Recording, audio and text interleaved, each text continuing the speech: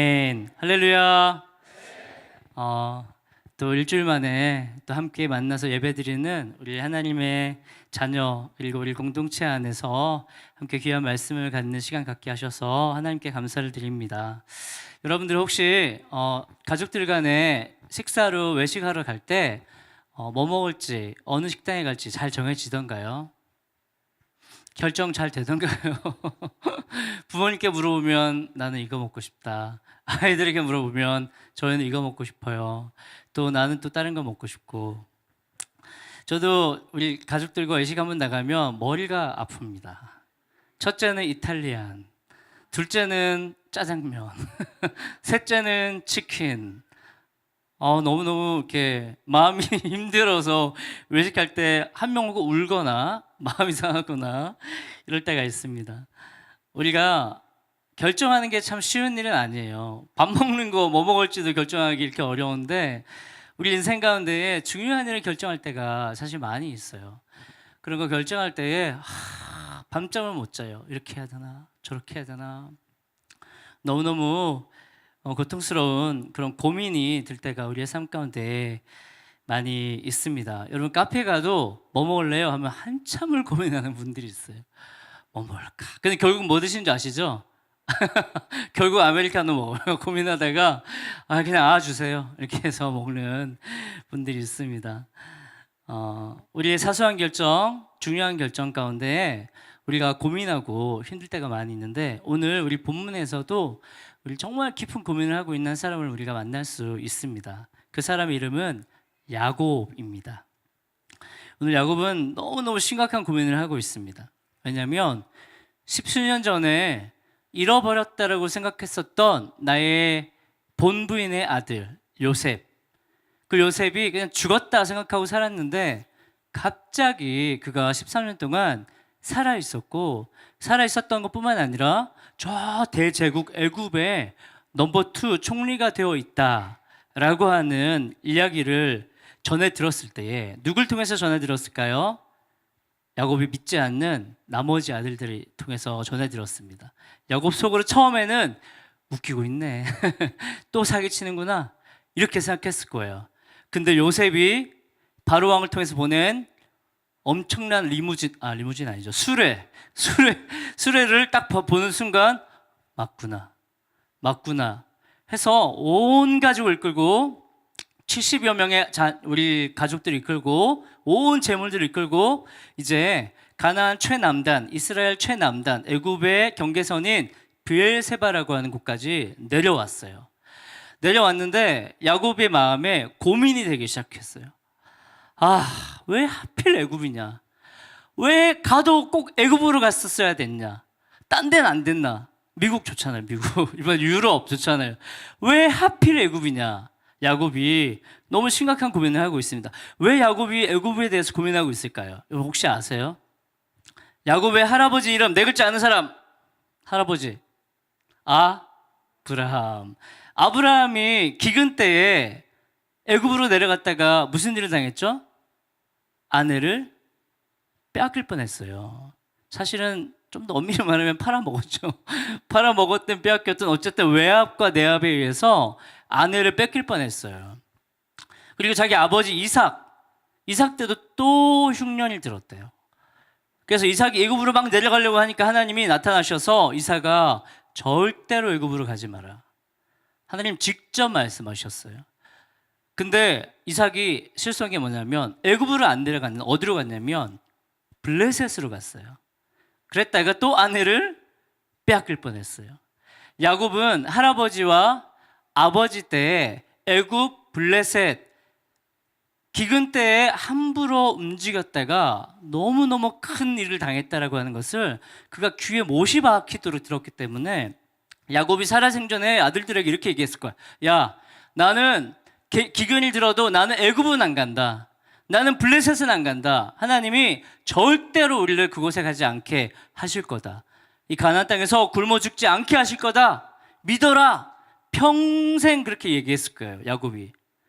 그렇기 때문에 오늘 야곱이 요셉이 애굽에서 부르는 리무진이 아니고 저기 수레를 보냈을 때 그걸 타고 가면서도 마음에 갈등이 되는 거예요. 와, 내가 평소에 말해놓은 게 있는데 내가 애굽은 절대 안 간다고 했는데 하나님이 우리 아버지 이삭에게 나타나서 애굽은 가지 마라 라고 얘기했는데 어찌 된 건지 내 아들 요셉이 하필 애굽의 총리가 돼가지고 나를 부르네. 어떻게 해야 될까? 너무너무 고민에 빠져 있다라고 하는, 여러분들 표정 보니까 아무도 야곱 같은 그런 고민을 안 하신 것 같은데 제가 이해를 할 수 있게 제가 말씀드리겠습니다. 어떤 서울에 대형교회 목사님이 있다고 칩시다.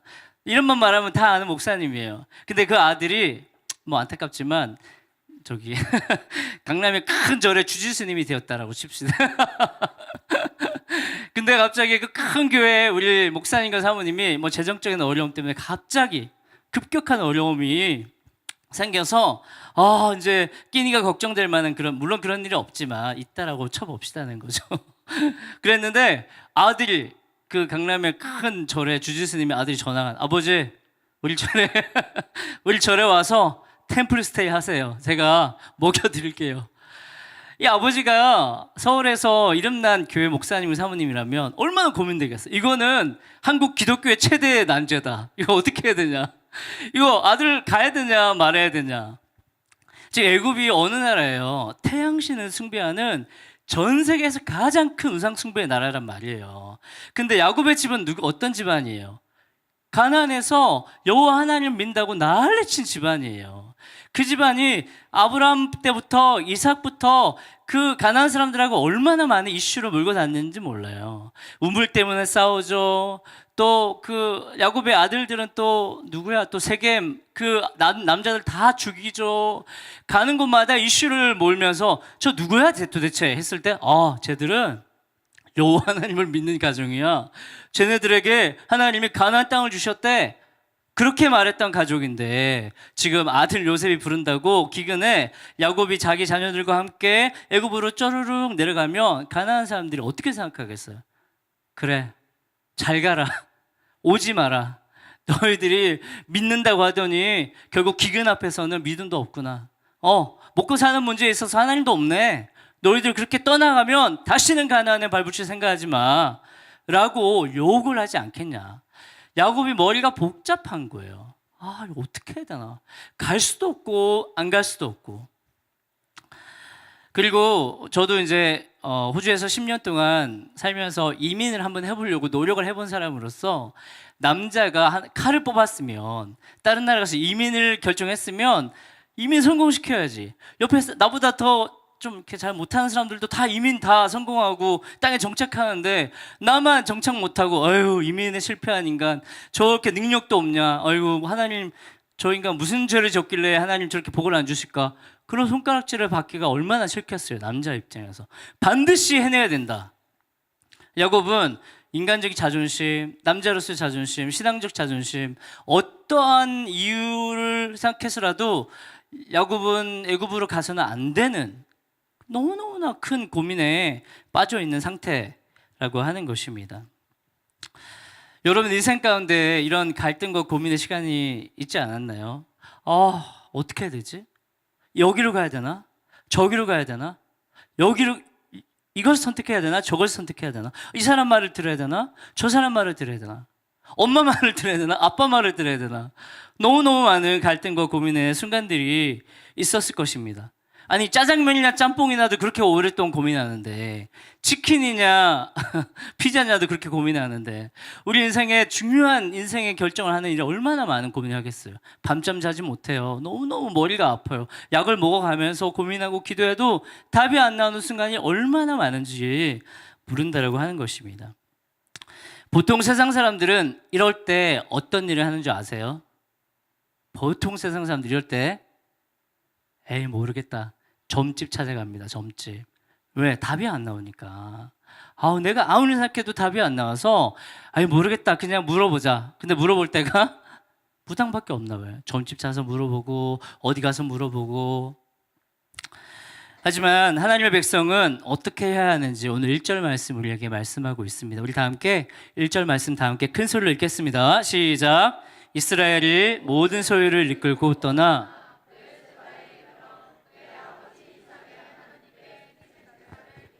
할렐루야. 야곱이 뭐 했다고 그래요? 희생 제사를 드렸다. 그의 아버지 이삭의 하나님께 희생 제사를 드렸다라고 이야기하고 있습니다. 우리가 하나님 앞에 나와서 예배를 드릴 때 우리가 보지는 못하지만 느껴지지는 못하지만 분명히 영으로 임재하시는 성령께서 우리 예배 가운데에 충만하게 역사하십니다. 믿으시죠? 우리의 생각을 바꾸시고 우리의 감정을 만지시고 우리의 의지를 만지시는 분이 분명히 이 장소 가운데 우리 네 명과 이 장소 공간 가운데 실제적으로 역사하고 계십니다. 그 우리의 마음과 생각 속에서 성령께서 어떤 일을 행하실까요? 예배 중에 생각나게 하시는 거죠.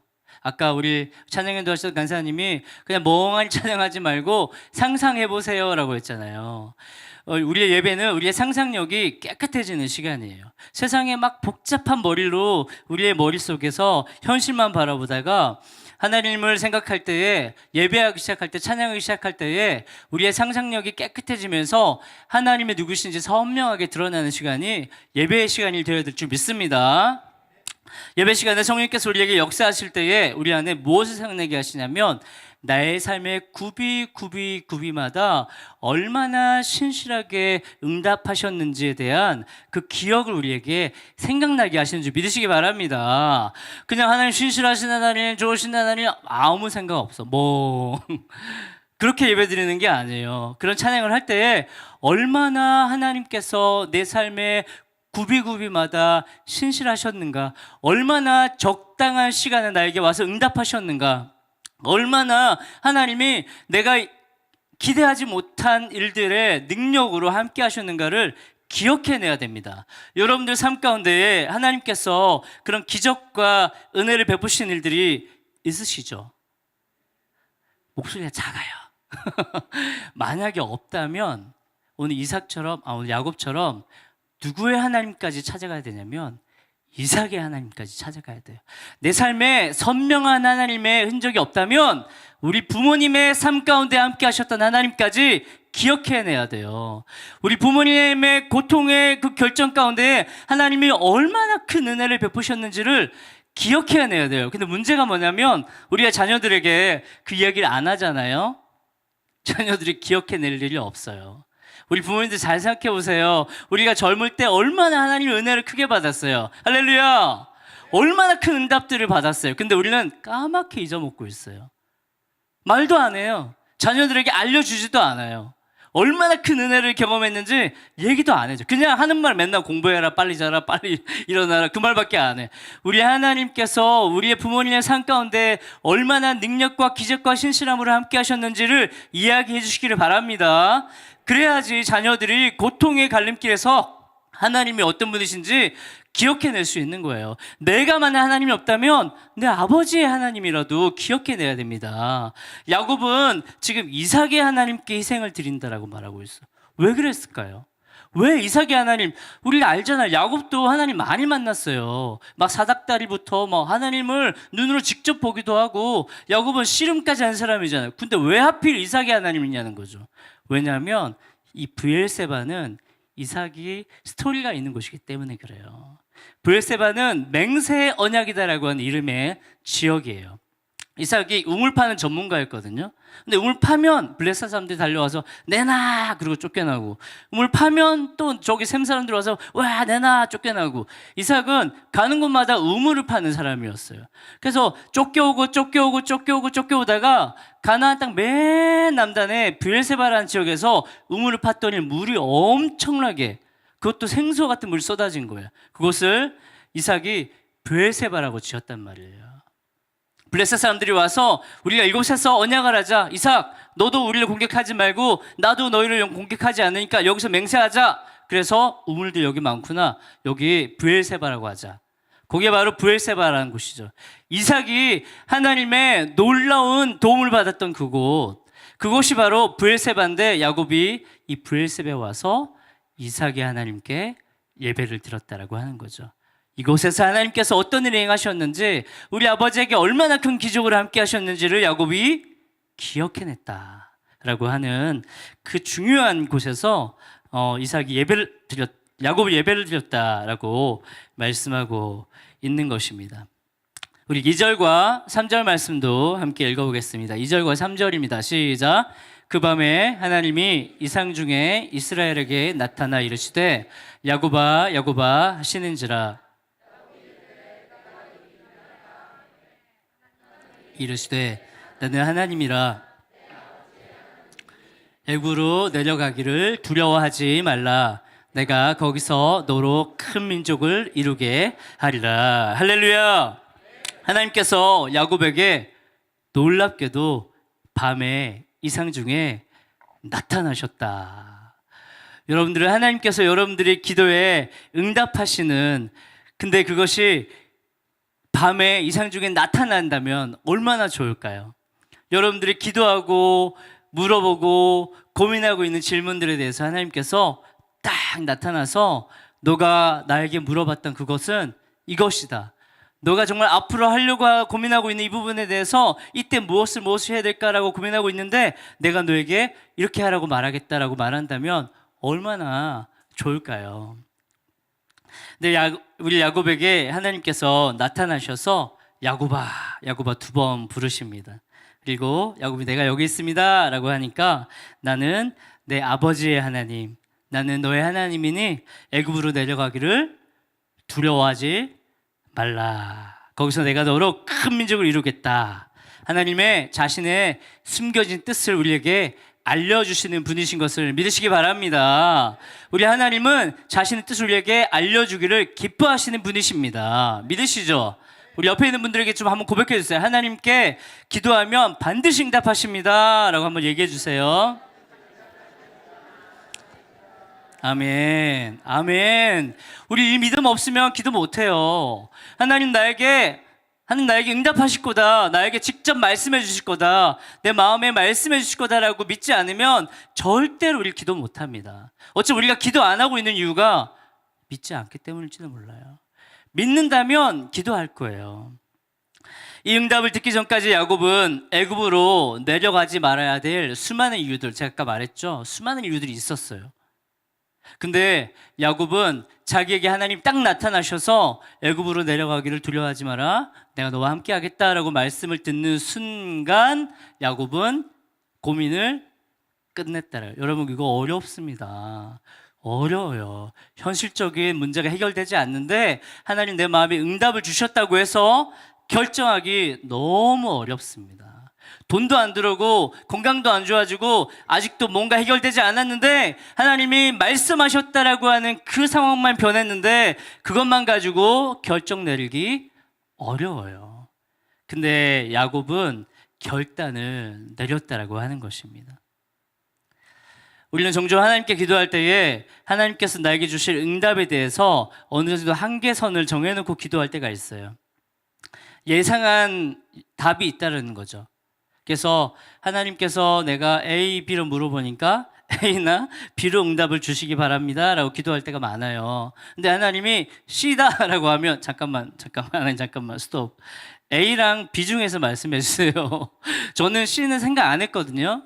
A랑 B 중에 말씀하실 때까지 저는 믿음으로 믿습니다, 기도하게 응답 주시 믿습니다 라고 우리가 스스로 답을 정해놓고 기도할 때가 있다라고 하는 것입니다. 하지만 진정으로 하나님이 누구신지를 경험한 사람은, 야곱 같은 사람은 내가 정해놓은 응답이 아니라 하나님이 원하시는 정답이 우리에게 올 때에 그것에 순종하는 사람이 되는 것을 믿으시기 바랍니다. 내가 원하는 것을 하나님께 허락받기 위해 기도하는 것이 아니라 내가 그분의 뜻을 알고 그분께 순종하기 위해서 기도하시기를 축복합니다. 우리 5절과 6절 말씀 함께 읽겠습니다. 5절과 6절 말씀입니다. 시작. 야곱이 이스라엘의 아들들이 바로가 그를 태우려고 보낸 수레에 자기들의 아버지 야곱과 자기들의 처자들을 태우고 그들의 가축과 가나안 땅에서 얻은 재물을 야곱과 그의 자손들이 다 함께 애굽으로 갔더라. 놀랍죠. 70명을 이끌고 내려가는 거예요. 더 이상 고민하지 않는 거예요. 더 이상 갈등하지 않는 거예요. 하나님 나에게 말씀하시면 와, 하나님 나에게 말씀하셨구나. 고민 끝. 짬뽕 짜장 이게 아니고 고민 끝 이렇게 해서 내려간다라고 하는 것입니다. 야곱은 아버지 이삭이 하나님께 희생의 제물로 예배를 드리기 전까지는 수많은 고민들로 밤잠을 자지 못했습니다. 고통스러운 시간들을 많이 보냈습니다. 아까 말했던 것처럼 저 사람들이 나를 어떻게 생각할까? 우리 하나님을 믿는 가정을 어떻게 생각할까? 왜 하는 일마다 이렇게 실패한다라고 하는 실패자라는 딱지를 내가 붙이고 애굽으로 내려가야 될까? 너무너무 고민됐던 시간들이 있었습니다. 하지만 야곱은 하나님의 뜻을 발견한 순간 바로 칼같이 결정할 수 있도록 그는 지난 130년 동안 하나님 앞에서 험악한 세월을 보내면서 훈련받았습니다. 하나님 뜻대로 하지 않고 내 꾀대로 했을 때 얼마나 큰 고통이 있었던가, 얼마나 내 주변 사람들이 나로 인하여 고통을 받았던가 그는 처절하게 느낀 것입니다. 하나님의 뜻만이 내가 선택하는 가장 좋은 길이다. 내가 보기에 아무리 좋아 보이는 길이어도 내 머리로 내 계산으로 결정해서는 절대로 후회하지 않는 길을 갈 수 없다. 하나님이 알려주시는 말씀의 빛 가운데에 그 말씀의 빛이 비춰지는 그 좁은 길일지라도 그 길로 내가 걸어갈 때에 내 발이 실족하는 일이 없구나. 할렐루야. 그것을 믿으시기 바랍니다. 절대로 하나님께서 우리에게 가라고 하지 않으면 가면 안 됩니다. 가면 안 됩니다. 뺑 돌아서 제자리에 올 수가 있습니다. 협박이 아니고요. 제가 그것을 경험했어요. 그래서 제가 20대 어느 순간 주님 앞에 기도하기 시작했습니다. 주님, 제가 어느 신학대학원을 가야 될지 말씀해 주세요. 새벽 기도하고 밤마다 기도하고 1년 동안 기도했어요. 하나님 참 때로는 너무 무시무시한 분입니다. 1년 동안 말씀을 안 하셨어요. 제가 너무 화가 났어요. 아니, 내가 새벽 기도도 했지, 밤에 기도도 했지, 내가 하나님 앞에 좀 물어보는 게 그게 큰 죄입니까? 왜 저에게 말을 안 해주세요? 화가 나기 시작했어요. 1년 동안 기도했는데 응답 안 오니까 제 안에 화가 나더라고요. 신대원 시험을 치는 날짜가 다가왔어요. 막 화가 나서 기도했어요. 하나님 말씀 안 해주시면 제 마음대로 갈 거예요. 그냥 응답해 주신 줄 알고 갈게요. 저 시험 쳤습니다. 우수한 성적이 아니고요. 우수한 성적으로 총신대에 합격을 했어요. 그때 같이 시험 쳤던 7명 중에 5명 다 떨어지고 2명만 붙었습니다. 와, 붙었다. 하나님의 은혜다. 속으로는 큰일 났네. 안 붙었으면 안 가도 되는데 붙었으니 이거는 응답도 안 받고 가야 될 판이야. 머리가 너무 아팠어요. 그 청년부 교회에다가 인사했습니다. 저는 합격해서 올라갑니다. 빠이빠이 서울 갑니다 하고 올라갔어요. 서울 올라가서 친구 반지 앞방에 얹혀 있으면서 날마다 기도했습니다. 주여 제발 말씀해 주세요. 제가 시험 합격까지 했어요. 제발. 잘못된 기도를 하고 있었던 거예요. 제가 결정해놓고 시험 쳐놓고 내가 가는 걸 허락하게 해달라고 기도한 거예요. 주님 저에게 말씀 안 하셨어요. 내일 등록 마감, 저는 이렇게 등록 마감일 전에 항상 그런 일이 일어나더라고요. 내일 등록 마감일입니다. 아침에 일어나서 묵상하고 예배하는데 주님 저에게 말씀, 너 내가 가라고 안 했는데 왜 갔니? 너 내가 가라고 안 했는데 왜 시험 쳤어? 제가 너무 큰 충격받았어요. 이렇게도 말씀하실 수 있구나. 이렇게도 말씀하실 수 있구나. 제가 죄송합니다 주님. 죄송합니다. 그리고 학교 전화해서 안 간다고 얘기했어요. 후보 1번한테 제 자리 주라고. 그때 당시에 재수 3수하며 들어가는 학교였는데 너무너무 1년 동안 제가 고생하면서 공부했지만 정말 코피 터지면서 공부했지만 주님이 저에게 너 내가 안 가라고 했는데 너 내게 응답 안 했는데 왜 갔어? 라고 했을 때 죄송합니다 주님. 죄송합니다 주님. 너 내가 만약에 말하지 않는데 간다면 내 종 아니다. 신학한다고? 목회한다고? 내 뜻대로 안 하는 네 마음대로 하는데 무슨 목회자야? 네 마음대로 해 그러면. 그런 마음이 제 안에 들어와서 너무 큰 회개가 일어났어요. 제가 주님이 말씀하지 않은 학교를, 말씀하지 않은 시험을, 말씀하지 않은 것을 하려고 했구나. 제가 깊이 주님 앞에 회개하면서 주님 앞에 엎드렸던 시간들이 있습니다. 물론 그렇게 응답에 순종하면 길이 좋게 펼쳐지냐? 그렇지는 않더라고요. 고생과 고난과 어려움의 시간들이 있었지만 제 안에 분명한 믿음이 생겼어요. 뭐냐면 주님이 말씀하신 대로 가면 반드시 하나님이 인도하신다. 근데 좋아 보이고 사람들이 다 가는 야 합격했는데 왜 안 가? 합격해 가야지 당연히.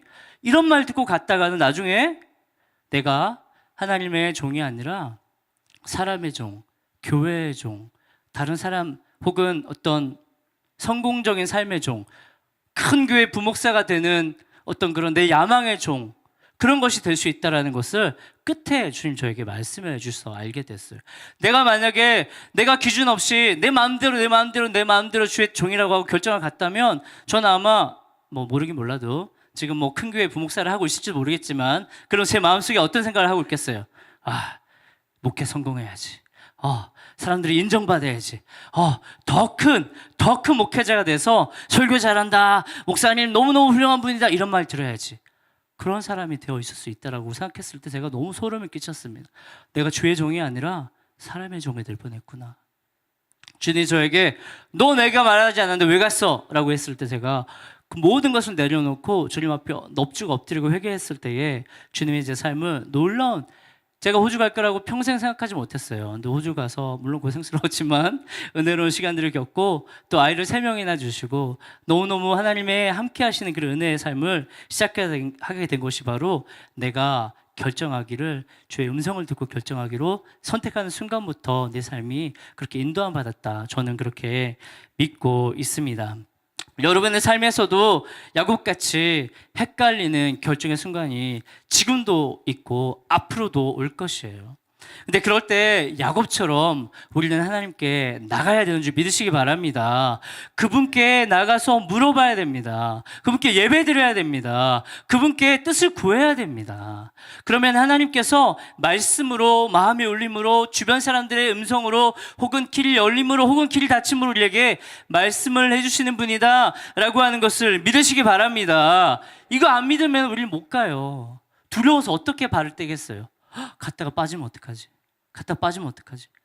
근데 하나님의 말씀과 음성이 우리에게 비춘다면 여기에 환한 길이 비춰지는 거죠. 두려움 없이 그 빛 가운데를 걸어갈 수 있는 것을 믿으시기 바랍니다.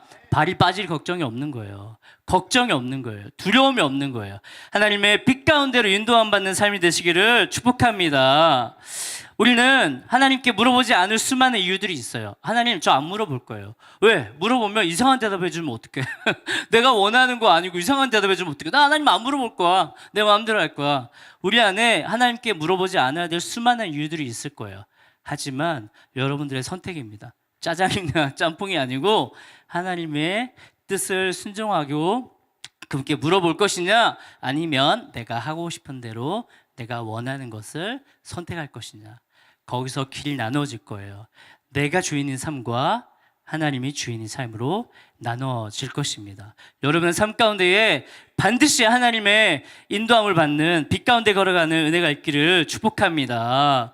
여러분 인생의 어려운 결정의 순간마다 하나님의 그 빛 한가운데 그 환하게 비춰지는, 너무나 선명하게 하나님이 기뻐하시는 길이다라고 하는 그 눈, 그것이 열려지는 길을 가기를 원하세요? 아무도 원하지 않는구나. 그런 길을 가길 원하세요? 원하시죠? 그렇다면 반드시 물어보십시오. 반드시 예배하면서 하나님께 여쭤보세요. 그분 우리에게 반드시 얘기하실 거예요. 지금 표정들이 안 믿는 표정이야. 표정들이 지금 그런가?